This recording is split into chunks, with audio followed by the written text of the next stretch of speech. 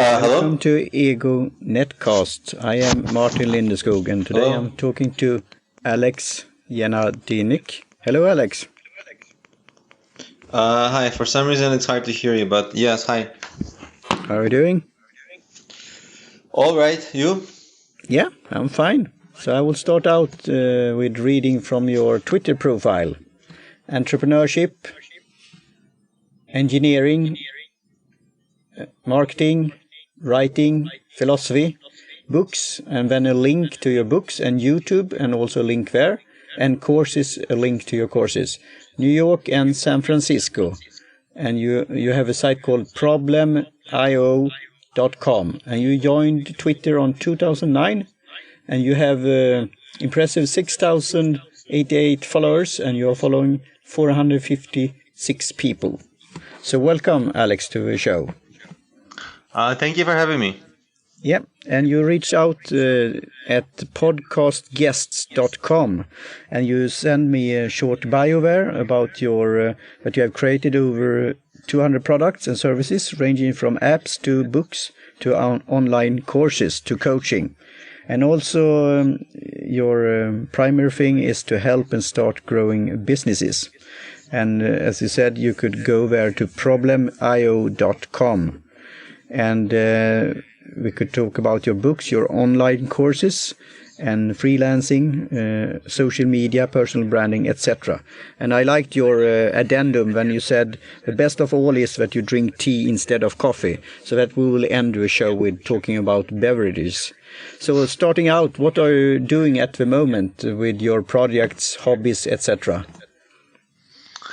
I am starting 2017 by refilming a lot of my existing online courses and rewriting some of my books. For example, in January, I rewrote my business plan book, which is my best-selling book, and I refilmed my business plan course.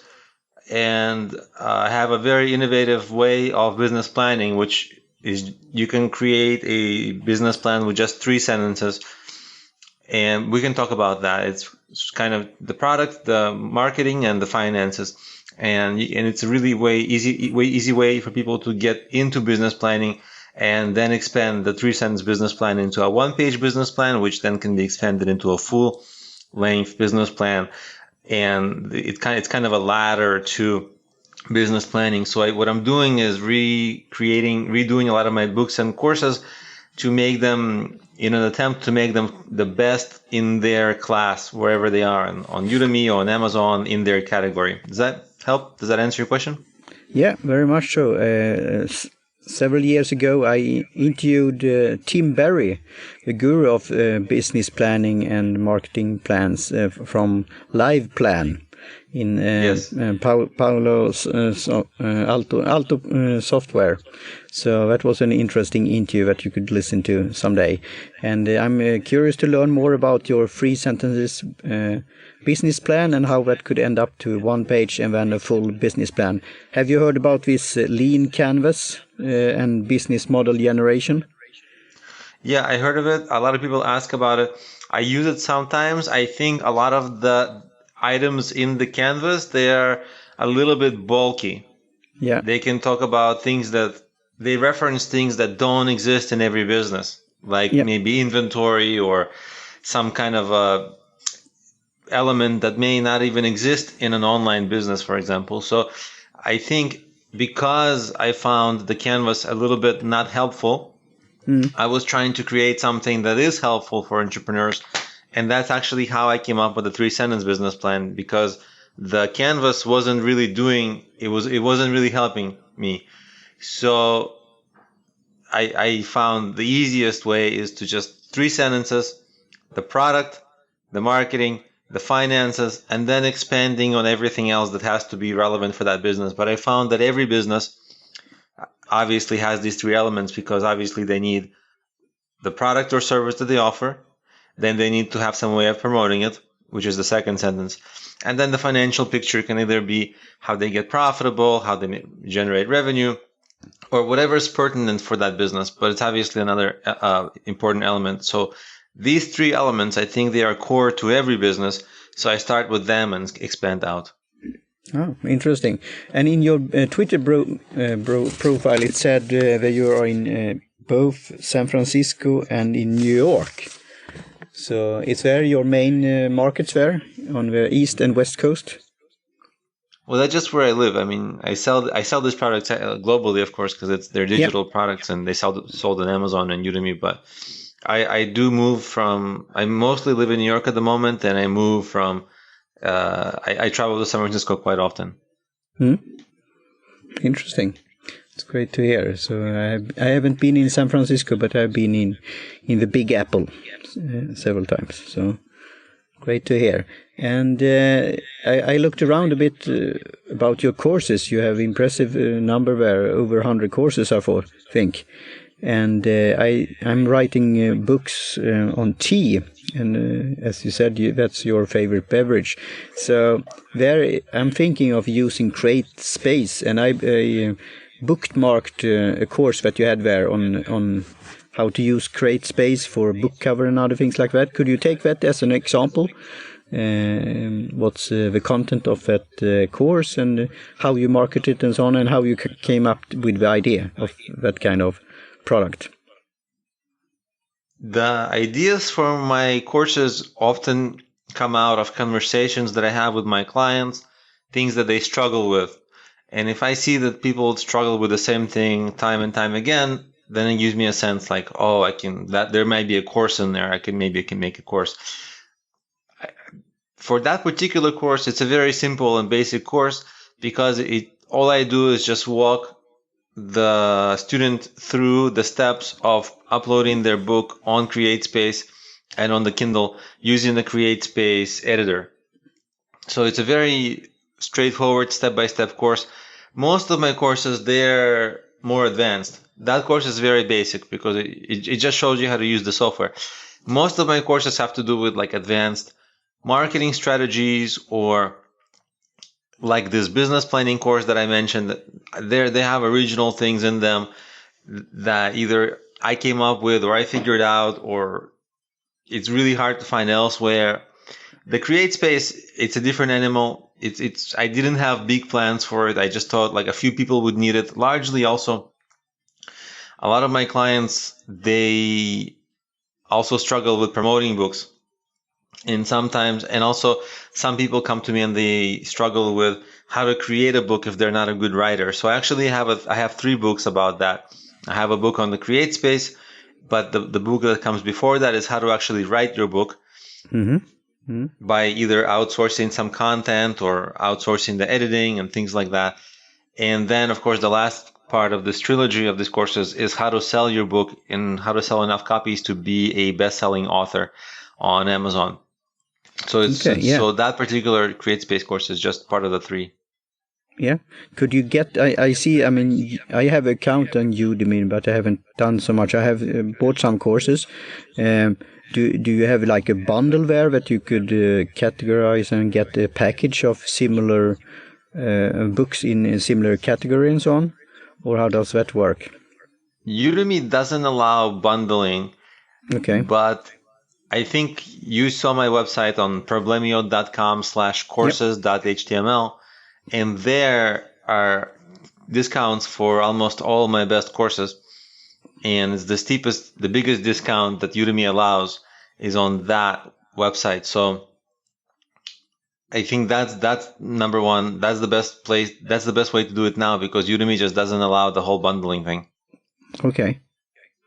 It's interesting and good information. So we go to your site there. And then I looked around a bit on your site. I liked your open and funny video about yourself and your life story there and how you have developed during the years. So that was on your About page. I made that video to share that it wasn't an overnight success, as I guess some people might say. It was a long struggle and a lot of work before I started succeeding with business or online business in general. I think a lot of people, they come to the internet world and they think it's going to be easy. They think, oh, it's the internet, it must be easy. And so I just wanted to show like, hey, it took me a lot of work. I had a lot of struggle, but I figured it out. And I wanted to build a little bit of trust with that video and give myself a little bit of credibility as well with people who haven't met me yet, who don't know me.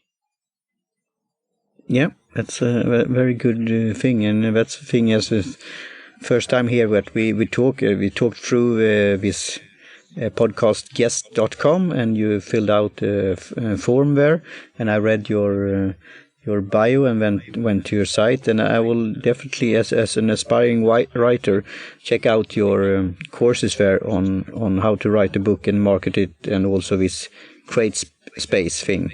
So that's great resources, because it could be a jungle out there to find good stuff. Yeah, especially I think most people, when they do write their book, their marketing strategy for their book tends to be all wrong. People start going like social media, not because it's the right marketing strategy for them, but because it's just the only thing they know.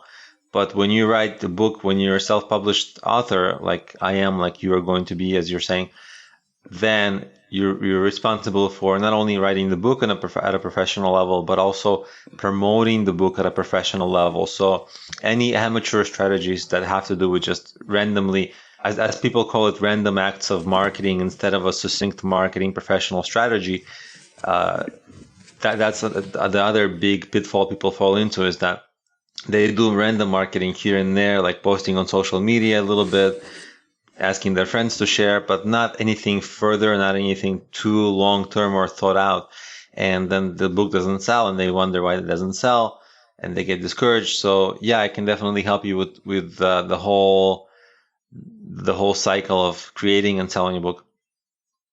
That sounds great to hear. I have another podcast in Swedish with a friend called Johan Gustafsson, and it's called Produktivitet. So it's a made-up Swedish word for productivity and tea. So we test one tea, and then we talk about to-do things and other things like that, a bit absent-mindedly and so on, and we joke a lot and so on, in special humor. But it's interesting to see that you also had the courses and books on productivity. Could you talk a bit more about that, how to get things done? Sure. Well, there's many fields to productivity. So I recently put together a course and a book, and it's productivity. There's many things under it, because it can be something that, from improving your focus, that's, your minute-to-minute focus on your current work, the better and stronger your focus, of course, the more you'll be getting done, and you'll have higher quality of your work. But productivity is also, what if you're working on the wrong things in life? Then even no matter how productive you are moment to moment, minute to minute, hour to hour, if you're really doing the wrong projects or things that you're not meant to do, or maybe somebody or some organization is making you do something, but it's not your dream, it's not what you find fulfilling, then you're always going to lack motivation, and it's never going to be as great as as if someone else worked on it that is really passionate about it. And so for your own life, you're not being very productive, because you're working on some other projects, but not working on your real goals and dreams. So that productivity course and book that I made really has, the minute-to-minute productivity, but also talks about the bigger picture, because if you're doing things that are not the number one things for you to do, even if you're productive minute-to-minute, almost all of it is a waste, because you're working on the wrong things. So a lot of it has to do with understanding what motivates you, understanding what drives you, what you should be doing with your life, things like that. A little bit of psychology, a little bit of philosophy in there. But on the minute-to-minute, it's really about making sure that you're able to focus on your work and eliminate distractions. And even if some people actually struggle even before that, because they struggle with procrastination, and I talk about how to decrease and reverse procrastination, how to build healthy work habits and replace unhealthy work habits, so there's a whole lot of different fields, as you can see, that go into it. And what I did in my course and book is I packaged them all into one. So almost no matter where an individual's problem area lies, there's something for everyone, maybe multiple things, and no one does everything perfectly. I think all of us have some problems somewhere